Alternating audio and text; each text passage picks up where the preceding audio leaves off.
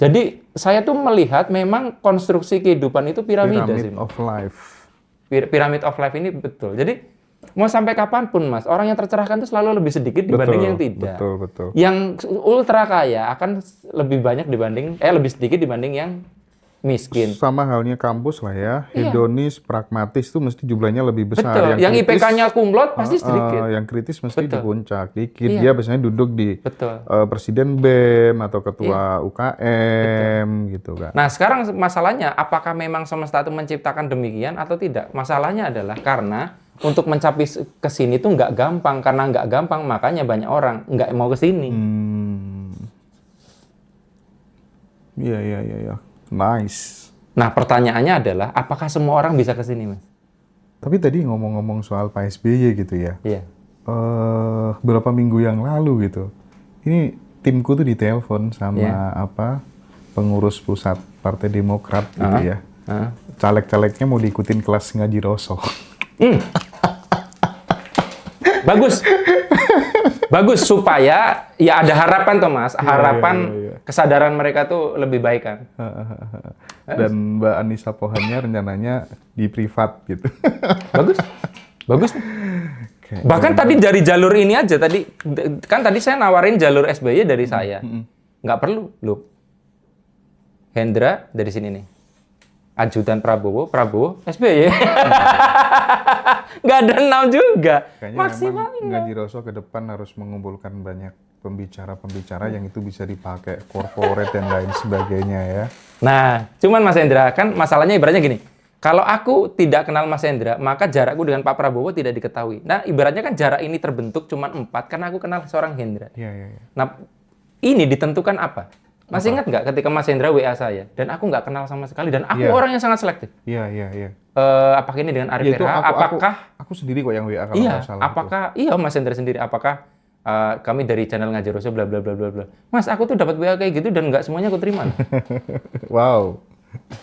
Iya, aku diajak Kehormatan. podcast di live IG apa nggak semua aku tahu terima. soal itu. Dan bukan masalah aku nggak cocok sama orangnya tuh gimana. Nggak tahu waktu itu. Iya.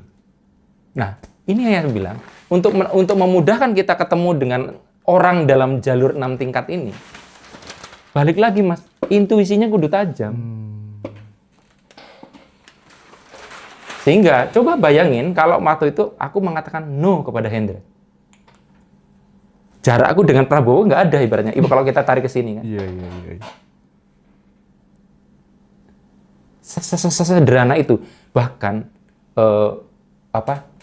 kita jawab WA yes or no itu ngaruh banget ke nasib kita loh. Aku setuju banget soal itu Pak. Setuju banget aku Pak.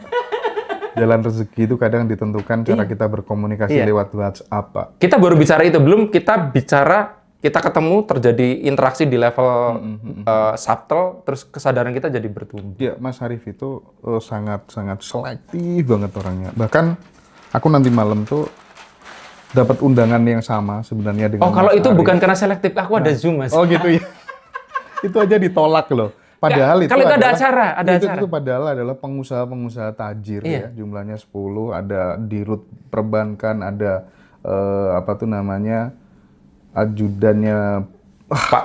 Iyalah. Itu karena ada acara Mas. Makanya kan aku reasonnya juga kalau masalah itu seburuk-buruknya aku nggak suka dengan orang-orang di sana kan ada Hendra. Aku bisa aja kan Mas Hendra juga datang di acara itu kan.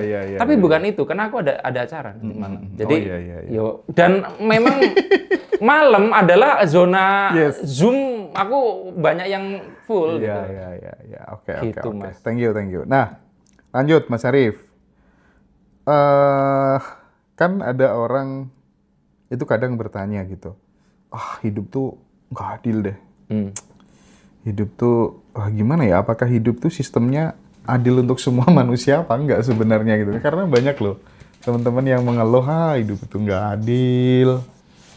Hidup tuh hanya berpihak. Buktinya kayak gini ngasih reason gitu. Aku tuh lupa tadi tuh nggak sempat googling dulu Mas. Jadi tapi aku sebutin aja, tapi aku tidak mau menjelaskan karena aku takut salah ya. Jadi adil itu ada 2, ada komutatif, ada distributif. Nah, cuman aku tuh lupa definisinya, takut ketukar gitu. Nanti di googling sendiri ya. Jadi ada adil komutatif, keadilan komutatif, dan ada keadilan distributif. Tapi gini gambarannya, Mas Dava. Nih, Dava. Anda jadi ortu katakanlah ya. Anda punya anak 3. Ini usia SD, SMA, kuliah. Yang kuliah dikasih uang saku sebulan 2 juta. Ya. Anda mau ngasih sama rata 2 juta semua atau enggak? Enggak bisa. Kenapa? Enggak, anggap Anda enggak ada masalah dengan uang nih ya. Iya. Ini kan yang paling tua dikasih uang saku 2 juta sebulan. Nah, yang SMA mau dikasih segitu juga atau tidak? Tidak. Loh, berarti nggak adil dong. Soalnya kan kebutuhannya berbeda-beda. Nah, adil tuh yang kayak gimana? Tapi Dava kok tambah pinter sekarang? Lah iya. Kenapa ya? Itu. Padahal karena dulu- sering Iya. Iya. Padahal dulu sorry ya, goblok. Tapi bagus. Karena setidaknya katakanlah nih Mas Dava dulu goblok, intuisinya tajam. Aku harus ikut orang bernama Hendra ini biar aku pinter. sekarang Iya. dia.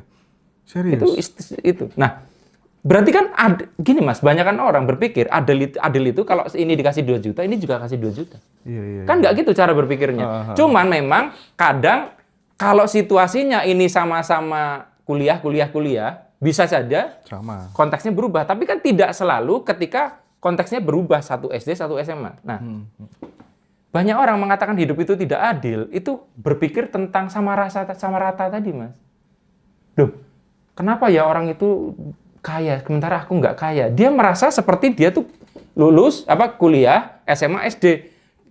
Banyak orang mengira dirinya tuh di level kuliah ini loh, Mas. Kok aku nggak dapat 2 juta sih sama seperti dia? Nah, sementara semesta memandang dia, kamu tuh masih SD. Jadi pertama, POV-nya. Kenapa kadang orang merasa hidup nggak adil? Karena dia punya standar adil itu harus sama yang dikasih semesta antara saya dengan Hendra. Tapi yang dia lupa bahwa semesta punya POV-nya sendiri. Gua mau ngebagiin berdasarkan umur dong. Lu ini udah kuliah, lu masih SD. Masalahnya dia sok-sokan ngerasa udah kuliah. Satu itu ya. Tapi memang Mas, ada juga situasi memang nggak adil itu tadi. Tapi balik lagi, itu juga persepsional. Jadi saya tuh melihat memang konstruksi kehidupan itu piramida sih. Pyramid of life. Pyramid of life ini betul. Jadi mau sampai kapanpun Mas, orang yang tercerahkan itu selalu lebih sedikit dibanding yang tidak. Betul. Yang ultra kaya akan lebih banyak lebih sedikit dibanding yang miskin. Sama halnya kampus lah ya. Iya. Hedonis, pragmatis itu mesti jumlahnya lebih besar. Betul. Yang IPK-nya kumlot pasti sedikit. Yang kritis mesti di Betul. puncak dikit. Iya. Dia biasanya duduk di Betul. presiden BEM atau ketua UKM gitu kan. Nah, sekarang masalahnya apakah memang semesta itu menciptakan demikian atau tidak? Masalahnya adalah karena untuk mencapai ke sini tuh nggak gampang. Karena nggak gampang, makanya banyak orang nggak mau ke sini. Iya. Nice. Nah, pertanyaannya adalah apakah semua orang bisa ke sini, Mas? Enggak ya? Seringkali bukan masalah bisa atau tidak, Mas. Memang nggak mau juga. Oh, nggak mau. Loh, sekarang gini. Intinya dimau. Loh, setelah mau pun belum tentu bisa kan? Tapi kan pintu awalnya itu. Nah, tapi mau dulu. Nah, banyak orang pertama sudah nggak mau. Kedua, sudah yang mau pun belum tentu bisa. Yang bisa pun belum tentu melakukan. Yang melakukan belum tentu bertahan. Yang bertahan pun belum tentu masih hidup. Jadi untuk ke sini tuh seleksinya panjang ngepol. Jadi makanya untuk berada di sini. Ini yang membuat akhirnya terkesan hidup tuh nggak adil. Oke. Terjadi. Nah, sebetulnya sebenarnya segitiga ini pun ngeblurnya tuh nggak jelas, Mas. Misalnya gini, di keluarga saya bisa jadi sayalah puncak piramida. Ya. Tapi di piramida yang lebih besar, saya tuh bisa jadi di bawah. Loh, kita kalau di kumpulan orang ultra kaya bisa jadi di sini loh, Mas ya. Iya. Tapi mungkin di regional kita bisa jadi di puncak ini. Nah, Benar. ini akhirnya jadi kita bisa lihat ini adalah sebuah sistem yang antara kaku dan tidak sekaku itu sih. Nah, gini. Sekarang gini, Mas. Kalau misalkan di perusahaan ya, di sini ada owner. Ini karyawannya. Nggak ada salahnya sekali lagi. Setiap orang punya perannya masing-masing. Tapi mungkin nggak, Mas? ini suatu saat jadi owner perusahaan ini? Sangat mungkin. Owner, Oh, enggak lah. bukan CEO. Bukan. Enggak. Enggak mungkin. Nggak mungkin kan? Nggak mungkin. Nah, berarti kalau di sini kan, berarti kan kesempatan orang untuk berada di puncak ini nggak mungkin. Iya. Berarti satu-satunya cara untuk keluar dari ketidakadilan adalah keluar dari segitiga ini, Betul. merintis bisnis Betul, sendiri, sehingga dia di puncak sendiri. Iya. Nah, orang yang teriak-teriak tidak adil, karena dia tidak mau keluar dari segitiga itu. Iya. Simple. Oke. Ya kalau memang di situ, loh, lu di sini jatahnya jadi CEO aja udah bagus, Mantap jadi itu. board of udah bagus gitu loh. Lah kalau owner, ya dia yang punya ini. Harus keluar dari piramid. Kita harus keluar dari sini. Kalau memang mau menciptakan keadilan versi kita di sendiri. Jadi Keren maksudnya ya? gini Mas, karena banyak orang mengeluhkan Mas Arif kok hidup tuh nggak adil. Itu paling sering dikeluhkan. Nah, biasanya Mas ketika Mas Dava misalkan ada orang ngeluh ke Anda. Dav, hidup kok nggak adil ya. Pertama kali yang Anda lakukan apa Mas? Untuk merespon pertanyaan itu. Kasih solusi. Nah, yang dilakukan Mas Dava tidak salah. Tapi ada yang lebih benar. Mas, aku kasih tahu trikku ya Mas Hendra. Jangan langsung menjawab pertanyaan. Tapi kita harus bertanya dulu. Apa yang perlu ditanyakan? Contoh tadi Mas. Contoh misalnya Mas Dava ngomong ke aku, pura-puranya curhat. Mas hidup nggak adil gitu. Coba. Mas hidup itu Nggak adil. nggak adil. Nah, yang aku lakukan. Emang adil menurutmu yang gimana? Kita harus tahu dulu definisi adil dia tuh gimana. Karena kalau tidak, nanti akhirnya hanya dua orang yang punya definisi nggak nyambung, dan akhirnya memberikan input, nggak bisa, Mas. Mas, aku itu kok rasanya putus asa ya. Putus asa tuh yang kamu rasakan tuh yang kayak gimana? Itu harus kita masuk ke kepalanya dia dulu. Nah, kesalahan kebanyakan orang di profesi konsultan dan sebagainya, dia tergoda menjawab pertanyaan, bukan memahami pertanyaannya. Kan menjawab pertanyaan akan lebih gampang kalau kita pahami pertanyaannya dulu. Mas, kayaknya kok aku itu orang yang ditakdirkan untuk tidak bisa kaya. Nah, kalau ada orang ngomong gitu apa? Mas Dava, ayo kita tes lagi. Nih, Mas, kayaknya aku nggak bisa kaya. Mas. Kayak Ayo. menurutmu tuh apa? Nah, biasakan gitu, Mas. Kenapa? Karena dengan seperti itu, orang itu akan keluar semua isi otaknya tuh. Oh. Jadi lebih mudah buat kita untuk memetakannya. Ini nih anugerah deh buat Dava bisa interaksi langsung sama Mas Arif Ferhan. Nah, itu berkah. Karena aku dulu tuh selalu dikasih pesan, nggak bisa bayangin Hendra tiap hari ketemu orang yang levelnya di atas, ketemu langsung tuh pasti akan sangat berkontribusi terhadap jalan hidupnya Hendra. Dan itu ngena banget sih. Aku pegang itu. Loh, contohnya gini Mas, di dunia pemberdayaan diri, karena aku senior dan sebagainya, mungkin aku di puncak piramida. Tapi kalau di YouTuber, Hendra itu puncak piramida bagi aku. Nangkap nggak? Maksudnya, Meskipun gunungnya udah rontok yang lama ya. loh, tapi ini tetap Mas, nih, gunung Hendra yang dulu rontok, tetap gunung yang baru lebih tinggi dari dari gunungnya YouTubeku.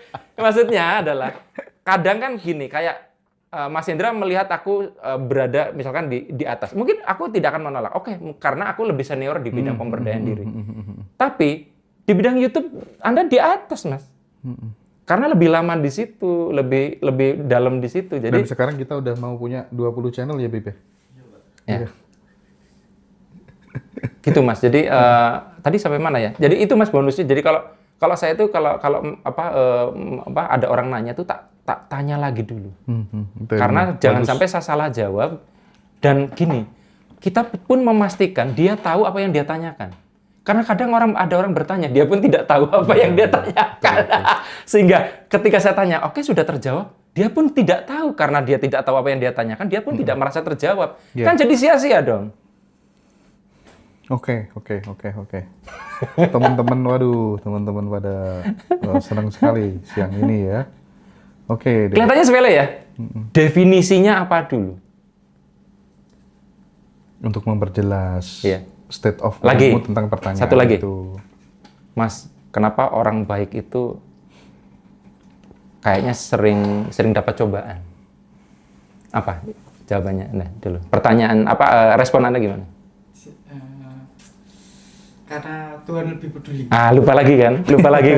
Mas Dava, ingat ketika kau tadi ngomong kayak tadi, Anda nanya lagi. Nah, ini kena gini, tau nggak? Istriku pun yang tidur bareng aku, udah bertahun-tahun sama aku omongin gini, tetep pas aku dengerin dia, lupa. respon orang ketika nanya, dia gatel jawab. Cobaan. Tadi berarti harusnya gimana Mas Dava? Ini untuk teman-teman di sini nih. Setiap Anda ada pertanyaan, Itu katanya. jangan buru-buru menjawab pertanyaan Anda. Tanyakan lagi tentang pertanyaan itu. Itu tuh memperberat host nggak sih? Oh iya dong. Makanya aku hanya membebani sesuatu sesuai dengan kemampuannya. Tadi berarti apa? Kalau misalkan Mas orang baik itu kenapa kok selalu dapat cobaan hidupnya? Apa yang reaksi Anda harusnya? Iya. Nah kata kuncinya gini. Cobaan. Emang orang baik itu menurutmu yang kayak gimana? Oh, iya. Selalu ditanyakan definisi kata kuncinya. Jadi pada waktu ada orang curhat, cari kata kuncinya dan tanyakan dulu definisi dia atas kata kunci itu.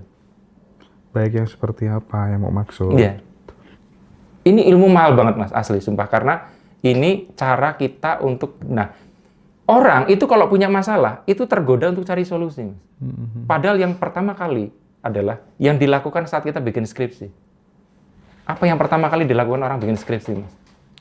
Merumuskan masalahnya dulu dengan benar. Rumuskan masalah. Perumusan masalah. Nah, orang itu kadang nggak tahu masalahnya, sibuk cari solusi. Identifikasi dulu. Lah, identifikasi, latar belakang, Batasan. perusahaan masalah, baru cari daftar pustakanya. Cari teorinya. Lalu cari data. Hipotesanya apa? Metodologinya apa? Betul. Baru dapat jawaban. Bahas. Skripsi itu nggak sia-sia kalau Anda pahami betul cara berpikirnya. Jadi pastikan Anda dapat nilai A di skripsi, tapi jangan sampai terus jadi kayak mubazir gitu loh. Gitu mas saya. Iya. Oke.